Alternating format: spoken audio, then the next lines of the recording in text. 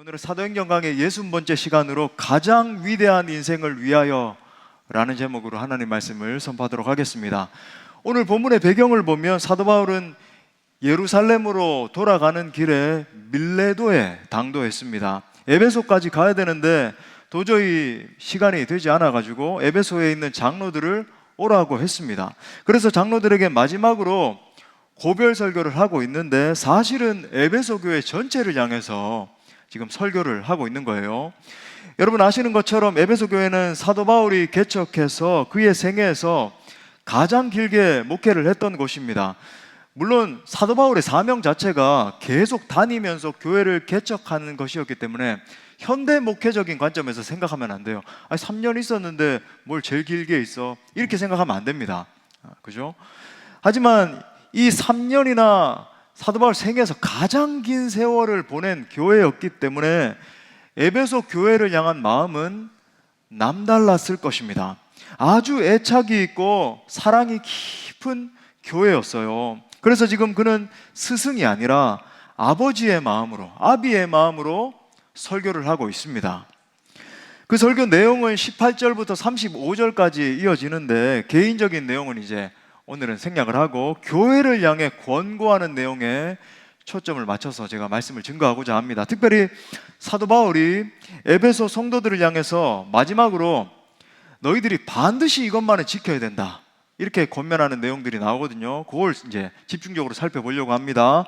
말씀을 통해서 오늘날 우리 성도들이 반드시 견지하고 붙들어야 할 하나님의 뜻을 발견하는 시간 될 수 있기를 바랍니다. 그래서 오늘 사도 바울의 권면과 같이 정말 한 번밖에 없는 인생이잖아요. 이 한 번밖에 없는 인생, 하나님 앞에 위대한 인생으로 쓰임받는 모두가 될 수 있기를 축복합니다. 자, 크게 세 가지로 살펴보겠습니다. 첫 번째는 하나님의 비전을 위해 사는 인생이 가장 위대한 인생입니다. 우리 한번 따라합시다. 하나님의 비전을 위해 사는 인생이 가장 위대한 인생이다. 자, 오늘 핵심 구절이겠죠. 22절부터 24절 제가 다시 한번 읽어드릴게요. 보라, 이제 나는 성령에 매여 예루살렘으로 가는데 거기서 무슨 일을 당할는지 알지 못하노라. 오직 성령이 각 성에서 내게 증언하여 결박과 환난이 나를 기다린다 하시나 내가 달려갈 길과 주 예수께 받은 사명 곧 하나님의 은혜의 복음을 증언하는 일을 마치려 하면은 나의 생명조차 조금도 귀한 것으로 여기지 아니하노라. 아멘. 여러분 이 구절을 읽을 때 어떠세요? 가슴이 막 뛰지 않습니까? 이것이 바로 하나님의 비전입니다. 이것이 바로 사도 바울의 가슴 깊이 품고 있었던 단 하나의 비전이었어요. 여러분 아시는 것처럼 바울은 지금까지 온 세계를 다녔습니다. 물론 이제 당시의 관념에서 온 유럽이 온 세계였으니까, 그죠?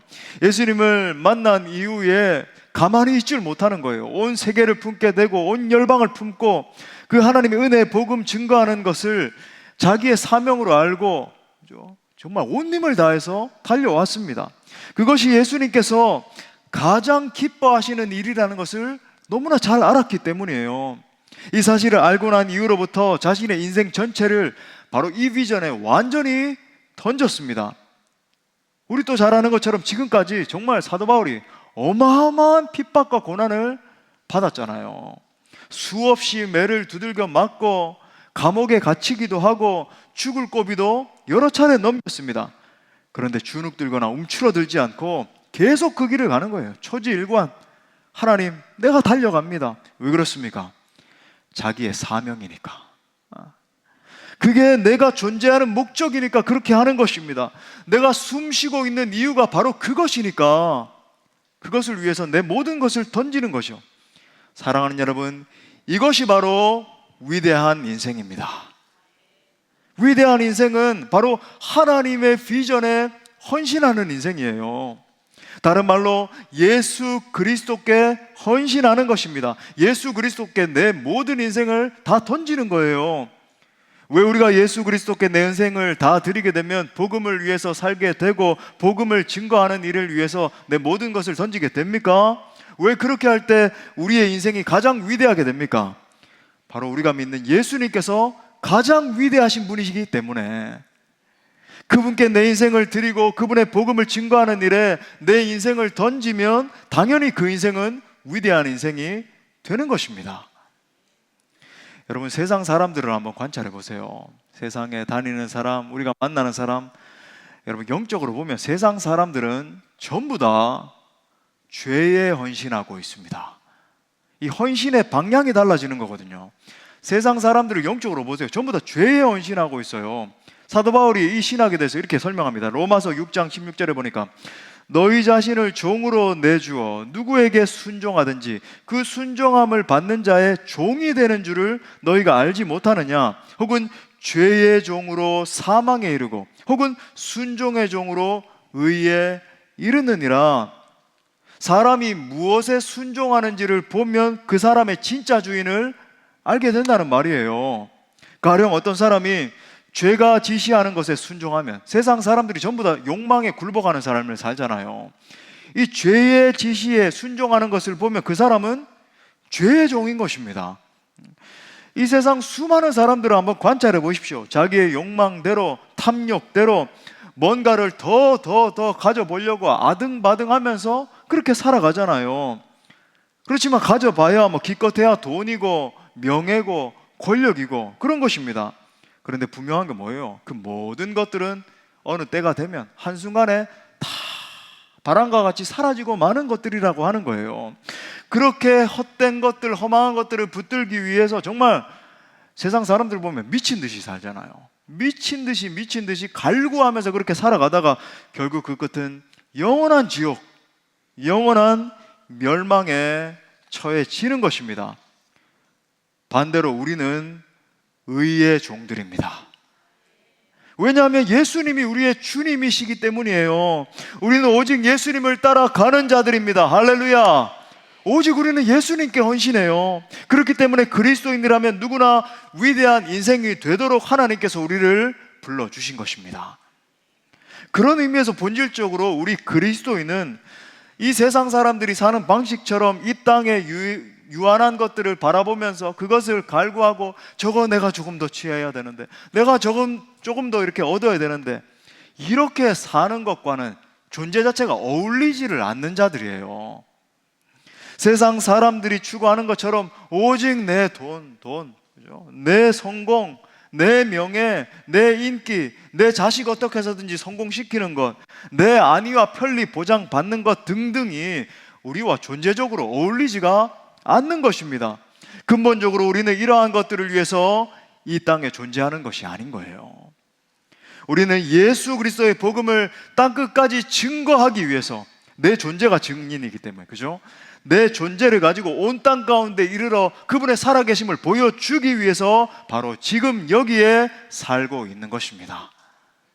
이것이 우리의 인생의 목적이고 이것이 또한 우리 교회의 사명인 줄 믿습니다. 하지만 정말 안타까운 사실이 뭐예요? 오늘날 현대 많은 교회들이 보면 이 영광, 이 능력을 잃어버렸단 말이죠. 그렇죠? 정말 하나님께서 우리에게 부여해 주신 고유한 정체성, 영광, 사명이 있는데 이것을 다 잃어버리고 마치 무기력해져 버린, 세상 사람들이 보기에도 마치 천덕꾸러기와 같은 공동체로 전락한 곳들이 너무나 많이 있습니다. 그 이유가 뭘까요? 지금 사도 바울의 고백과는 거리가 먼 길을 걸어가고 있기 때문이에요. 아하, 그렇지. 세상 사람들 방식도 조금 이렇게 취하면서 그렇게 살아가도 괜찮지. 사도 바울이 말하는 건 이거는 그냥 너무 레디컬한 거야. 이렇게 하면서 타협하면서 너무 거리가 멀어진 겁니다. 우리 예수님께서 우리에게, 그죠, 이 땅에서 승천하시면서 주신 대위임령, The Great Commission, 바로 그 길과 너무나 멀어진 길에 서 있기 때문에 우리의 사역이 그렇다는 거예요. 사랑하는 성도 여러분, 그렇다면 우리 교회는 어떠해야 될까요? 정말 우리 교회의 고백은 주님 다시 오시는 그날까지 지금 사도 바울이 마지막으로 고백하고 있는 이 고백과 똑같아져야 될 줄 믿습니다. 우리 모두가 다 선교적인 사명을, 그죠, 공격적으로 온 힘을 다해서 감당하는 진정한 제자들이 돼야 되는 거예요. 22절에 보니까 지금 사도 바울이 내가 성령에 매여서 예루살렘으로 간다 그러잖아요. 바울이 성령님께 어떤 음성을 들었길래 지금 이렇게 고백을 하고 있습니까? 그가 하나님 앞에 깊이 기도하는 중에서 성령님께서 이렇게 말씀하신 거예요. 바울아, 너 예루살렘으로 가라. 그런데 거기 가면은 너가 감옥에 붙잡혀서 갇히게 될 거야. 엄청난 환란이 너를 기다리고 있을 거야. 심지어 순교까지 해야 될 수도 있어. 지금 이 말씀에 순종하라는 거예요. 물론 우리 성령님은 인격적인 분이셔서 우리를 강제로 막 이끌고 가시고 그런 분은 아니세요. 여러분, 세상에 이 악신들, 귀신들은 어떻습니까? 강제로 끌고 가잖아요. 막 공포심을 심어주고 한 사람의 인생을 막 초토화시킨 다음에, 그죠? 그렇게 강제로 끌고 가잖아요. 근데 우리 성령님은 그렇게 하지 않으세요. 대신에 우리를 테스트하십니다. 정말 이 그릇이 나에게 쓰임받기에 합당한 그릇인지 아닌가 여러분 테스트하세요. 아무나 쓰시지 않으신다는 거예요. 우리 마음에 감동을 주신 다음에 너에게 엄청난 환란이 닥쳐진다 할지라도 너 순종할래? 아니면 포기할래? 물으십니다. 이렇게 물으실 때에 내 주님, 오늘 사도 바울처럼, 그죠? 제가 정말로 죽더라도 끝까지 주님의 길을 걸어가겠습니다. 주님의 음성에 순종하겠습니다 라고 고백을 하면 그 사람은 진짜 헌신된 사람이에요. 지금 사도 바울은 이 성령님의 음성을 듣고 주님, 예 주님, 제가 죽음을 각오하고 그 음성을 따라가겠습니다. 예루살렘으로 가겠습니다 라고 지금 고백을 하고 있는 거예요. 지금 그렇게 성령님께 이끌리고 있는 사도 바울은 정말로 충성된 일꾼이었던 것입니다. 여러분, 이것이 진정한 제자의 삶이에요. 자, 그렇다면 우리는 어떻게 하면 이처럼 진정으로 헌신된 종이 될 수 있을까요? 하나님의 비전을 받으면 그렇게 될 수 있습니다. 여러분, 이러한 헌신은 하나님의 꿈, 하나님의 비전, 하나님의 부르심을 지닌 자들의 특징이에요. 저는 여기에 있는 모두가 진정으로 하나님의 비전에 이끌리는 삶을 사셨으면 좋겠습니다. 나는 예수 그리스도의 십자가 복음을 가지고 정말 땅끝까지 간다. 온 열방으로 제자를 삼고 교회를 개척하고 사람들을 훈련시키겠습니다. 하나님의 은혜의 복음을 증거하는 일에 정말로 내 생명조차 조금도 귀한 것으로 여기지 않겠습니다 라고 하는 결단이 일어나기를 기도합니다. 여러분, 이것이 가장 위대한 인생이라고 하는 것이죠. 사랑하는 성도 여러분, 오직 예수 그리스도 그리고 그분의 비전을 목표로 하는 진정한 위대한 인생을 살 수 있기를 축복합니다. 자, 두 번째는 하나님의 비전에 헌신하는 교회가 가장 위대한 교회입니다. 우리 또 따라 할까요? 하나님의 비전에 헌신하는 교회가 가장 위대한 교회이다. 자, 우리 예수님께서 가장 중요하게 생각하시는 것이 여러분 뭐라고 생각하십니까? 우리가 예수님을 따르잖아요. 우리 예수님께서 정말 가장 소중하게 여기시는 것 단 하나 뭐라고 생각하세요? 바로 교회입니다. 교회예요. 자, 28절 하반절 보십시오. 이렇게 말합니다. 하나님이 자기 피로 사신 교회. 여러분, 여기에 줄을 치십시오. 하나님이 자기 피로 사신 교회다. 여러분, 이 신학에 대해서 사도 바울이 후에 에베소서에서 이렇게 말해요. 에베소서 5장 26절부터 27절을 보니까 이는 곧 물로 씻어 말씀으로 깨끗하게 하사 거룩하게 하시고 자기 앞에 영광스러운 교회로 세우사 티나 주름 잡힌 것이나 이런 것들이 없이 거룩하고 흠이 없게 하려 하심이라. 아멘. 이것이 교회의 정체성이라고 하는 말이에요. 여러분, 하나님의 교회는 예수 그리스도의 거룩한 신부입니다. 예수 그리스도께서 목숨을 버려서 사신 그리스도의 몸이 교회예요. 어떤 분들은 이 세상 사람들이 자꾸 이렇게 프레임을 만드는 것처럼 교회를 바라보면서 뭐 별 볼 일 없는 공동체, 교회 권속들이 보니까 뭐 이 사람도 부족하고 저 사람도 부족하고, 그런 분들은 자기 자신을 좀 이렇게 살펴보면 좋겠어요. 그렇죠? 완벽한 교회가 있다면 내가 그 공동체에 들어가면 그 공동체가 그때부터 불완전해진다 그러잖아요. 여러분, 그렇지 않아요. 우리가 바라볼 때 교회가 부족한 것처럼 보일 수 있고 세상 사람들이 비아냥거리는 것처럼 부족함이 있습니다. 하지만 여러분 기억하세요. 근본적으로, 영적으로, 그죠? 예수 그리스도께서 우리를 바라보실 때 존귀하다 부르십니다. 여러분, 교회는 예수 그리스도께서 자기의 피를 흘려 목숨을 버려서 사신 여러분 그리스도의 몸인 거예요. 그렇기 때문에 하나님은 교회를 위해서 헌신하는 사람을 가장 기뻐하십니다. 세상에서 가장 가치 있는 사역이 뭡니까? 바로 예수 그리스도의 몸을 세우는 사역이에요. 자, 그렇다면 그리스도의 몸인 교회를 세우는 원리가 뭡니까?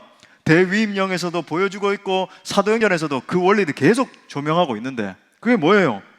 주님의 지상 명령을 따라 진짜로 그냥 뭐 말만이 아니라 진짜 온 열방까지 나아가서 모든 족속에게 복음을 전하는 것입니다. 그리고 그 족속들을 제자로 삼아 그곳에 주님의 몸된 교회를 세우는 거예요.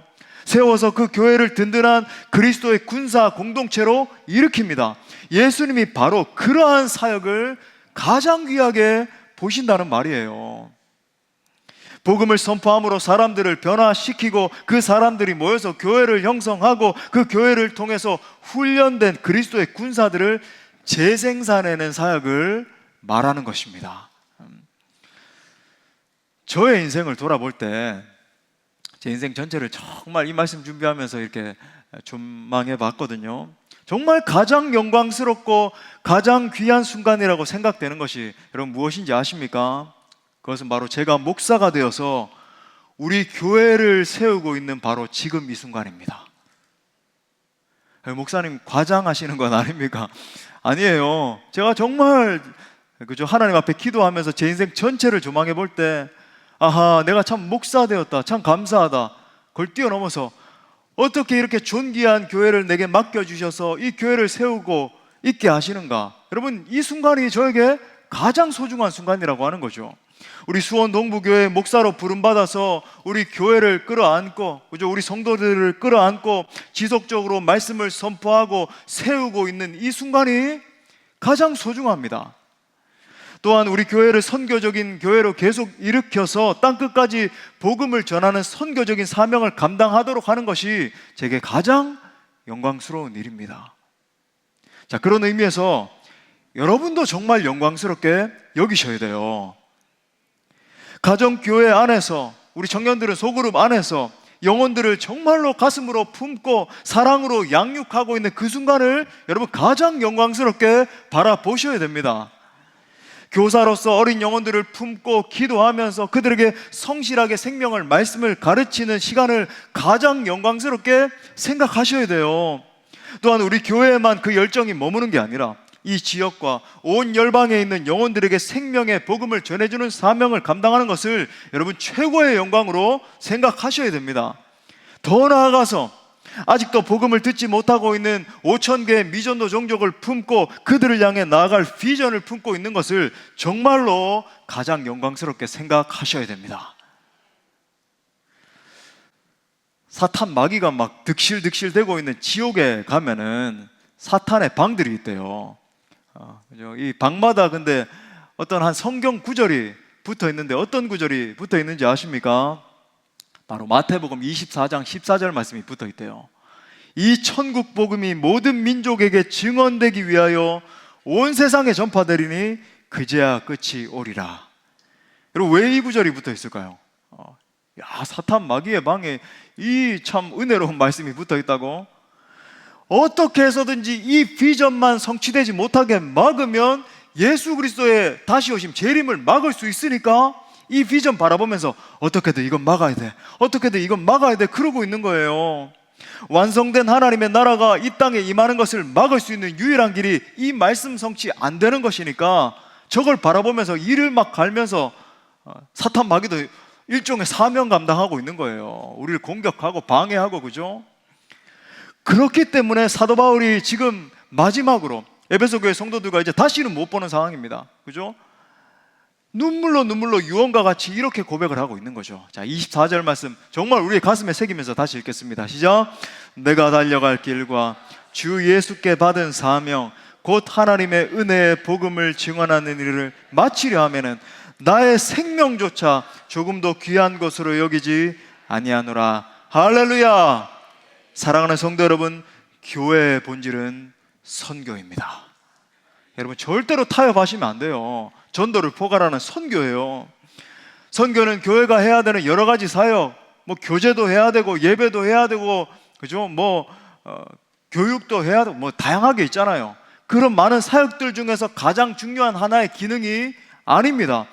전도와 선교는 교회의 본질이에요. 예수님께서 교회를 세우실 때 음부의 권세가 이기지 못하리라 공격해서 싸우도록, 전도와 선교를 통해서 싸우도록 세우신 것입니다. 여러분, 그렇기 때문에 예수님께서 교회를 세우신 가장 근본 목적이 선교입니다. 그렇기 때문에 교회에서 하는 모든 사역들의 목적, 우리의 모임, 우리의 교제, 우리가 기도하는 것, 모든 것들의 목적은 바로 전도와 선교로 수렴되어야 됩니다.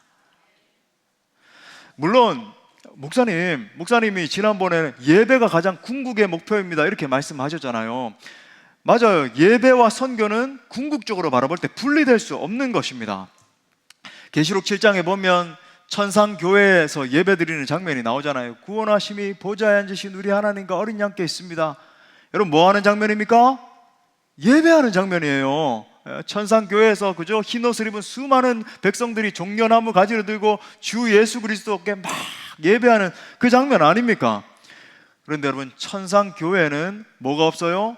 전도와 선교가 없습니다. 왜? 이미 종결됐기 때문에, 전도와 선교가 종결되고 예배하는 공동체로 모였기 때문에 천상교회에서는 예배가 끊임없이 이어지는 거예요. 하지만 지상교회는 어떻습니까? 우리는 지상교회예요. 지상교회는 어떻습니까? 지상교회는 지금도 계속해서 멈추지 않고 사탄 마귀와 싸워서 하나님 나라를 취해야 되는 거예요. 아직 전투 상태인 것입니다. 그렇기 때문에 우리는 예수 그리스도의 복음을 땅끝까지 전함을 통해서 공격적으로 사탄의 나라를 멸하고 적극적으로 하나님 나라를 확장해야 되는 것입니다. 예배하지 않는 자들을 예배하게 하는 것, 여러분, 이것이 전도와 선교의 본질이잖아요. 그죠? 이에 대해서 존 파이퍼 목사님이 유명한 말을 했잖아요. 예배는 선교의 연료다. 우리 한번 따라해 봅시다. 예배는 선교의 연료다. 예, 우리가 무슨 말인가? 우리가 정말로 하나님 앞에 영광스럽게 예배하는 가운데, 예배 가운데 하나님의 영광이 임하잖아요. 능력이 임하잖아요. 그죠? 그때 부어진 영광과 은혜를 가지고 온 나라와 온 민족과 모든 열방에까지 가감없이 나아가 생명을 들여 복음을 전하는 것입니다. 그렇기 때문에 지상교회의 본질은 오직 전도와 선교인 거예요. 하나님께서 하나님 나라를 확장시키기 위해서 사용하는 유일한 기관은, 여러분 절대 잊으시면 안 돼요. 유일한 기관입니다. 바로 교회입니다. 교회예요. 어떤 선교단체가 아닙니다. 세상에 어떤 유력한 유명한 사람이 아니에요. 어떤 대단해 보이는 어떤 단체가 아닙니다. 언제나 여러분 기억하세요. 파라처치는 처치를 세우기 위해서 존재하는 거예요. 교회가 유일한 해답이다. 교회가 예수님께서 세우신 유일한 기관이라고 하는 거예요. 이 복음 전파를 위해서. 다시 말해, 교회가 전도와 선교를 위해서 일어나야 되고, 전도와 선교를 주도해야 되고, 교회가 주님 다시 오실 길을 예비해야 한다는 말이죠. 그러므로 우리 수원 동부교회, 정말 우리 교회는요, 오늘 사도 바울의 고백과 같이 전도와 선교의 사명을 정말 생명 걸고 감당함으로 말미암아 주님 다시 오실 길을 예비하는 그런 공동체로 계속 쓰임받을 줄 믿습니다. 자, 마지막 세 번째로, 하나님의 비전을 위해서 지금은 온 성도들이 깨어 일어나 기도해야 될 때입니다. 또 따라 할까요? 지금은 온 성도들이 깨어 일어나 기도해야 할 때이다. 자, 31절 말씀에서 이렇게 말합니다. 그러므로 여러분이 일깨어라. 내가 3년이나 밤낮 쉬지 않고 눈물로 각 사람을 훈계하던 것을 기억하라. 자, 에베소 교회를 향한 사도 바울의 간절하고 애틋한 마음을 엿볼 수 있는 대목 아닙니까? 내가 3년이나 밤낮 쉬지 않고 눈물로 라고 했는데, 뭐예요? 눈물로 정말 간절히 기도하면서 이 소중한 교회를 세웠다라고 하는 말이죠. 온 마음과 정성을 다해서 말씀으로 양육했고 많은 애를 써서 교회를 세웠다는 말입니다. 우리도 마찬가지예요. 우리도 이 사도 바울뿐만 아니라 오늘날 교회를 맡은, 그죠? 교회에서 사명을 감당하고 있는 우리도 정말 이 지상 교회 가운데 하나님의 비전을 구현하기 위해서 눈물로 사명 감당해야 됩니다. 기도하면서. 특히 여기서 일깨어라고 했는데 이것은 헬라어 그레고리오라고 하는 단어가 쓰여 있거든요. 이 단어가 굉장히 중요해요. 일깨어에다가 좀 줄을 치십시오. 그레고리오. 이게 무슨 뜻이냐면 영어로 하면 stay alert. alert. 뭡니까? 깨어라. 긴급함을 가져라. 주의를 기울여라. 이런 말이에요. 자, 이 말은 예수님께서 너희가 시험에 들지 않게 깨어서 기도하라 말씀하셨을 때 그 단어와 똑같은 단어입니다. 시험에 들지 않게 깨어서 기도해라. 무슨 말인가? 우리가 정말 기도하면서 영적으로 깨어 있어야 된다라고 하는 말이에요. 우리 온 성도들이 이 마지막 시대를, 그죠? 바라보면서 상황을 분별하고 깨어서 기도해야 된다라고 하는 말입니다. 사랑하는 여러분, 우리가 이 사실을 정말 분명히 알아야 돼요. 마지막 때에 교회의 성패는 오직 기도에 달려 있습니다. 영적으로 깨어서, 여러분 깨어있지 않으면 이 시대 상황이 뭐 어떻게 흘러가든 뭐 이렇게 대충 되나 보다, 뭐 누군가 알아서 하겠지, 이런 영적으로 말하면 희미한 그런 상태가 되는 거예요. 제가 뭐 이상한 속어를 썼다라고 생각하지 마세요. 영어입니다, 영어. 그죠? 뭐 멍한 상태가 돼서 구분하지도 못하고 이게 뭔가 저게 뭔가, 아니에요. 이 마지막 시대 가운데, 그죠? 사탄 마귀가 어떻게 지금 움직이고 있는지, 하나님의 나라가 어떻게 도래하고 있는지 늘 깨어서 상황을 분별하고 그것을 바라보면서 조망하면서 온 마음을 다해서 기도해야 된다라고 하는 겁니다. 여러분, 우리 공동체에 기도의 불길이 타올라야 됩니다. 어느 정도로 타올라야 되는가? 이 마지막 때의 사탄의 공격이, 그죠? 괴계가 너무나 심한데 이 괴계를 역으로 집어 삼킬 정도로 타올라야 됩니다. 우리 공동체가 모일 때마다 정말 기도가 타올라야 돼요. 또한 여러분이 속한 가정, 교회 안에서도 통성 기도의 불길이 타올라야 됩니다. 그냥 소근소근 기도가 아니라 정말 막 통성으로 기도하면서, 그죠? 그렇지 않으면 이 세상의 거대한 조류에 우리 교회를 지킬 수도 없고 우리 다음 세대 아이들을 지킬 수 있는 힘도 없는 거예요. 마귀가 하는 일들을 좀 보세요, 여러분. 우리 교회 어떤 가정교회는 모일 때마다 정말 아주 뜨겁게 기도한다는 이야기를 들었습니다. 서로를 위해서 중보기도 하고, 교회를 위해서 중보기도 하고, 나라와 민족을 위해서 중보기도 한다는 거예요. 뭐 그렇게 하다 보면 한 시간이 막 훌쩍 갑니다. 저는 정말 그런 이야기를 들을 때마다 지도자로서 너무 감사하고 너무 감격이 느껴지고 뭐 그렇습니다. 사랑하는 여러분, 여러분이 속한 가정교회도 이런 모임이 돼야 됩니다. 아무런 은혜도 없고 그저 의무적으로 모이는 모임이 돼서는 안 된다라고 하는 거죠. 여러분, 모여서 성령 안에서 교제한다라고 하는 의미가 뭐예요? 제가 우리 리더들에게 끊임없이 가정교회는 모여서 성령 안에 교제하는 것입니다 계속 가르치는데 그 의미가 뭡니까? 주님 안에서 사랑으로 애찬을 나누는 거예요, 그죠? 간단한 식사하고 뭐 커피 마시면서 빵 먹으면서 애찬 나누는 거죠. 그리고는 뜨겁게 정말 막 박수 치면서 눈물로 찬양하고, 또 말씀을 중심으로 해서 깊이 나누고 교제하고 서로의 간증하고 하나님 역사하셨던 것들을 나누고, 그죠? 또 더불어서 성령 안에서 여러 가지 기도 제목들을 붙들고 깊이 중보기도 하는 것, 그거 아니에요, 여러분. 이 전체 순서들이 다 예배예요. 그러므로 여러분이 속한 각 가정교회가 반드시 기도의 전진 기지가 되셔야 됩니다. 그래서 그 안에서 막 기도의 불길이 타올라야 돼요. 그러기 위해서 여러분 기억하세요. 리더가 먼저 타올라야 돼요. 리더가 막 기도의 불덩어리가 돼서 옆에 있는 가원들을 막 지피고, 그죠? 더 나아가서 또 모든 가정교회 식구들이 손을 잡고 최소 금요 성령 집회라도 다 나와서, 그죠? 가정교회 부흥을 위해서 기도하고, 교회 위해서 기도하고, 나라 민족과 선교사님들 막 열방의 상황들 놓고 기도해야 됩니다. 이 기도의 불길이 전도와 선교로 이어지는 거예요. 물론 이 가정교회만 제가 말씀드리는 게 아닙니다. 하나의 예로 든 것이고, 교회의 모든 공동체들, 모든 모임이 다 똑같아야 돼요. 주일학교로 모일 때마다, 전도회로 모일 때마다, 동호회로 모일 때도 여러분 기도의 불이 타올라야 됩니다. 여러분, 세상적인 나눔하고 세상적으로 게임하고, 물론 그런 것도 필요합니다. 제가 뭐 필요 없다는 건 아니지만 그냥 간단히 기도하고 뭐 그런 것에만 치중하고 하면요, 나중에 한번 배보세요. 이게 분열해요. 성령 안에서 교통이 이루어지지 않으면 세상 사람들 모임 비슷하게 되면서 서로 그냥 의견 나눔, 뭐 이상한 행정하는 모임 비슷하게 되고, 여러분 교회는 그런 곳이 아니에요.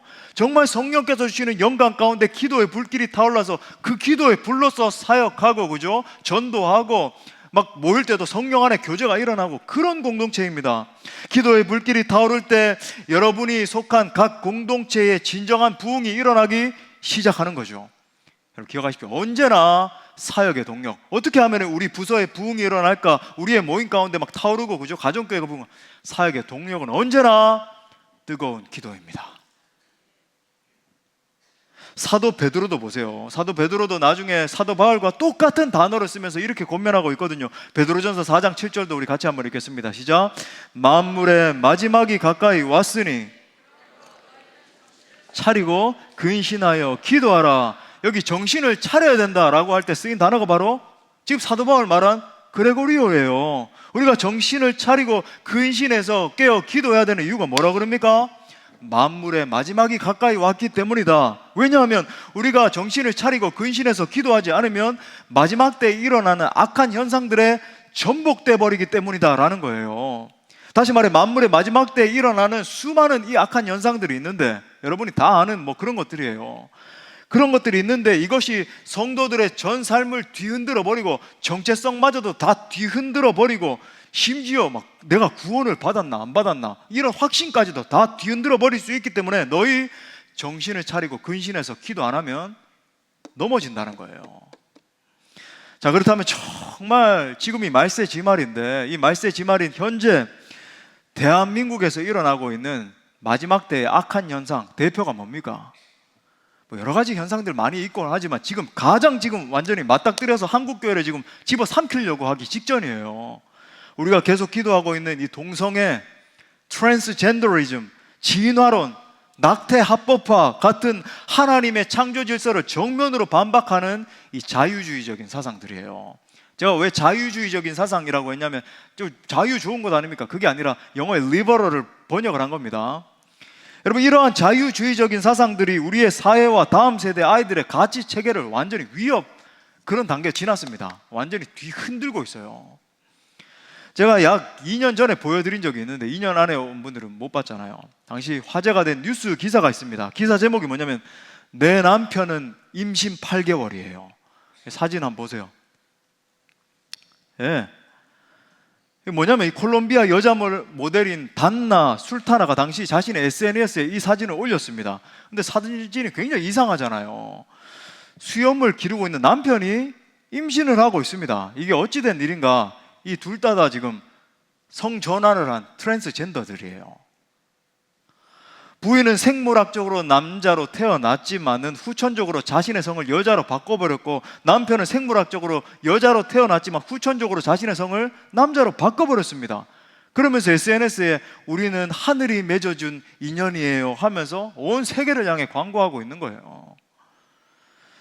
네, 됐습니다. 지금 캘리포니아, 제가 살다 온 동네 아닙니까? 여러분, 이 캘리포니아 제가 있을 때는 이게 없었는데 얼마 전에 운전면허증에 남성, 여성 그리고 제3의 성을 넣는 것을 공식적으로 인정하는 법을 통과시켰습니다.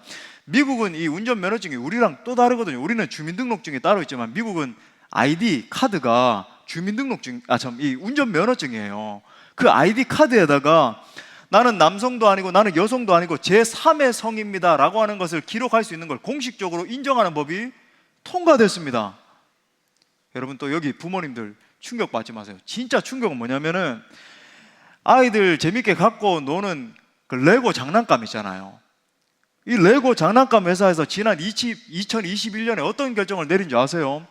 레고 장난감의 남성, 여성의 성구분을 없앤다라고 발표를 했어요. 더불어 2024년에는 캘리포니아에 있는 모든 장난감 판매점에 성중립 진열대, 그러니까 제3의 성을 인정하는 그런 장난감들이 있는 그런 진열대를 공식적으로, 근데 아이들이 뭐 토이즈 아러스 뭐 이런 그 장난감 회사들 있거든요. 그런 큰 어떤 상점들이 있습니다. 거기 가면 아이들이 반복적으로 뭘 볼까요? 제3의 성을 판매하는 이 진열대가 있네. 거기 가서 아이들이 그냥 만져보고 보고 관찰을 하고 그렇게 안 할까요? 하지요.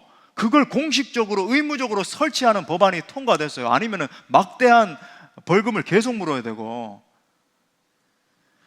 여러분, 지금 우리가 살고 있는 시대는 예전과는 정말 상상을 초월하는 시대가 되어버렸습니다. 대중문화가 양산하고 있는 산물들 여러분 그냥 흡수하시면 안 돼요. 얼마나 악하고 정신을 못 차릴 정도예요. 하나님을 대적하는 음란한 문화와 가치관이 판을 치고 있습니다. 그래서 제가 오는 이 10월 27일에 열리는 이 포괄적 차별금지법을 막기 위한 한국교회 200만 기도회에 반드시 꼭 참석해서 우리 마음을 모읍시다라고 반복해서 지금 지지난주부터 계속 지금 선포하고 있는 거예요. 우리 주일 예배 오신 분들은 이렇게 처음으로 듣는 거일 수 있지만, 처음 듣는 분들을 위해서 다시 한번 강조합니다. 우리 참 감사하게도 지난 합동 총회 때 결의가 된 거죠. 우리 대한예수교 장로회 합동, 우리가 속한 교단뿐만 아니라 예장, 통합, 고신, 백석, 합신, 대신, 침례교 등 대부분의 이제 건강한 교단들이죠. 여기에 이제 다 참여하기로 결정을 했습니다. 총회 차원에서 전부 다. 근데 이 집회에 총매제가 된 사건이 있어요. 이런 걸 들으면은 이거 정치적인 집회 아니야? 명확하게 말씀드리지만 저는 극우, 극자 정말 싫어합니다. 그리고 확인을 했어요. 제가 공식적으로 뭐 극우, 극자 뭐 이런 세력들과 연결된 그런 인사들이 등장하는 것 아니냐. 절대 그런 것 없다. 그리고 이 집회는 청년들이 주도해서 회개하는 집회이다. 이거를 확인을 했어요. 저도 그런 거 싫어해요. 근데 여러분, 이 집회 총매제가 된 사건이 바로 지난 7월 18일 대법원이 무슨 판결을 했냐면 동성 커플의 건강보험 피부양자 자격 인정 판결을 내렸습니다. 이게 뭐냐면은 동성 커플을 갖다가, 그죠? 일반 부부와 동일한 지위에서 건강보험 혜택을 다 받게 해주겠다라고 하는 판결을 내린 거예요. 대법원의 판사가 어떤 판결문을 명시를 했냐면 한번 들어보세요. 동성 커플에게만 피부양자 자격을 인정하지 않는 것은 성적 지향을 이유로 본질적으로 같은 집단을 차별하는 행위이다. 이렇게 적었습니다. 여러분, 기가 막힌, 보세요. 우리 하나님이 창조하신 남자와 여자가 만나서 구성하는 이 부부와, 정상적인 부부와 동성 커플이 본질적으로 같은 집단입니까? 아니잖아요. 근데 이 판사가 뭐라고 적었냐면 본질적으로 같은 집단을 차별하는 행위다. 이렇게 적어 놓았어요. 이 판결은 사실상 앞으로 이제 이 포괄적 차별금지법이 통과되기 바로 직전이라고 하는 것을 바로 가르쳐 주는 거예요.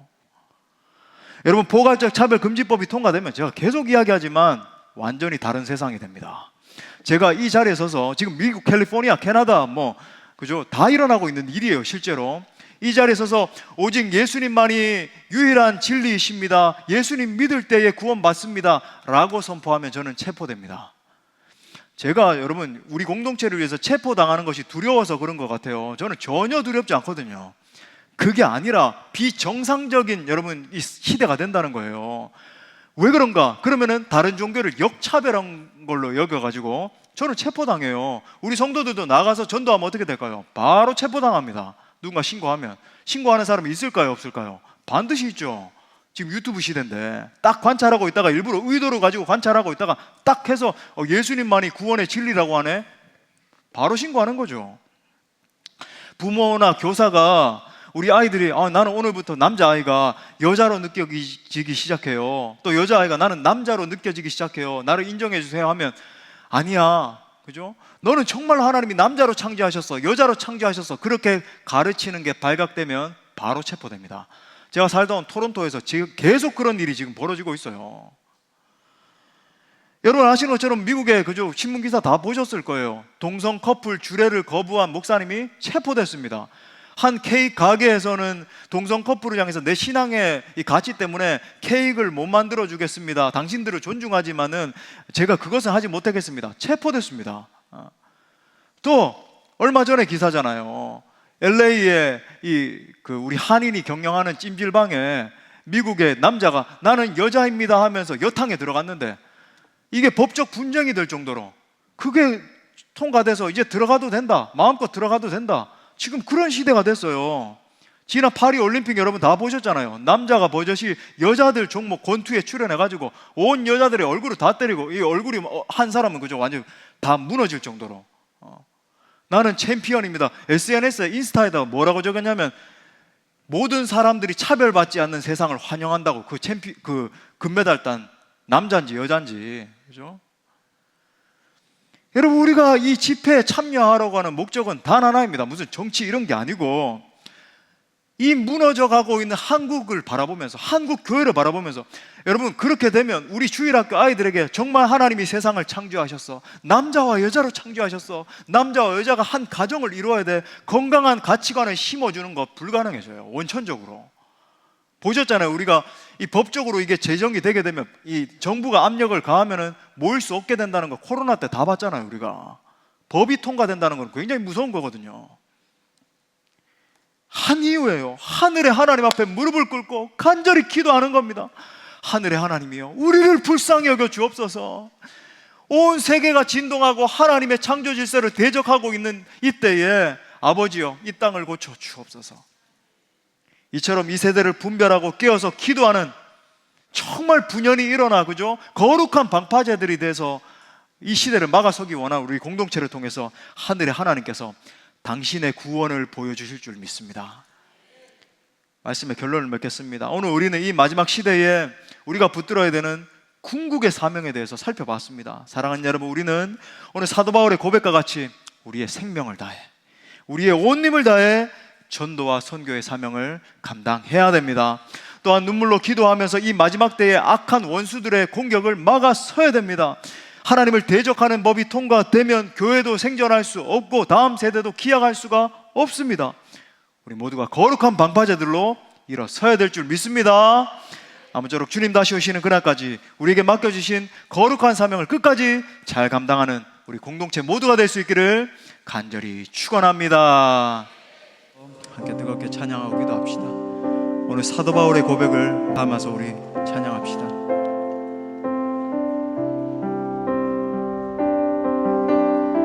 주님 다시 오실 때까지, 주님 다시 오실 때까지 나는 이 길을 가리라. 좁은 문, 좁은 문, 좁은 길, 좁은 길, 나의 십자가 지고 나의 가는 이 길 끝에서, 나의 가는 이 길 끝에서 나는 주님을 보리라. 영광의 내 주님, 영광의 내 주님, 나를 맞아 주시리. 주님 다시 오실 때까지, 주님 다시 오실 때까지 나는 일어나 달려 주의 영광 온 땅 덮을 때, 주의 영광 온 땅 덮을 때 나는 일어나 노래하리. 아멘. 내 사모하는 주님, 온 세상 구주시라. 내 사모하는 주님, 영광의 왕이시라. 우리 다시 한 번 더 사도 바울의 고백을 담아 주님 다시 오실 때까지, 주님 다시 오실 때까지 나는 이 길을 가리. 좁은 문, 좁은 길입니다. 좁은 문, 좁은 길, 나의 십자가, 나의 십자가 지고 나의 가는 이 길 끝에서, 나의 나의 가는 이 길 끝에서 나는 주님을 보리라. 영광에 내 주님 나를 맞아주실 것입니다. 나를 맞아주. 우리 바울과 같이 고백합시다. 주님 다시 오실 때까지 나는 일어나 달려 주의 영광 온 땅 덮을 때 주의 영광 온 땅 덮을 우리가 일어나겠습니다. 나는 일어나. 우리 주님 앞에 두 손 높이 들고 내 사모하는 주님 온 세상 구주시라. 아멘. 내 사모하는 주님 영광의 왕이 내 사모하는 주님 내 사모하는 주님 온 세상 구주시라. 내 사모하는 주님 영광의 왕이시라. 내가 달려갈 길과 주 예수께 받은 사명 곧 하나님의 은혜의 복음을 증언하는 일을 마치려 하면은 나의 생명조차 조금 더 귀한 것으로 여기지 아니하노라. 사도 바울의 이 사명 선언이 우리의 사명 선언 될 수 있도록 함께 기도합시다. 우리 공동체 모두가 일어나 땅끝까지 복음을 전하는 사명 감당케 해달라고 기도해요. 또한 이 마지막 때에 깨어 일어나 기도하는 공동체 되겠다고 우리 결단하며 기도합시다. 함께 기도할 때 하늘의 하나님, 우리 공동체가 사도 바울과 같이 생명 다해 주의 복음을 위해서 전진하는 공동체 되게 하여 주옵소서. 그런 우리 각자 모두가 되게 하옵소서. 특별히 이 마지막 때에 우리 모두가 깨어 일어나 기도하기를 원합니다. 하나님을 대적하는 원수의 공격 앞에 일어나 기도로 대적하기를 원합니다. 주님, 우리 모두가 거룩한 기도의 방파제들로 일어서게 하여 주옵소서. 주님, 이 땅을 고치소서. 우리를 불쌍히 여기소서. 함께 통성으로 기도합시다.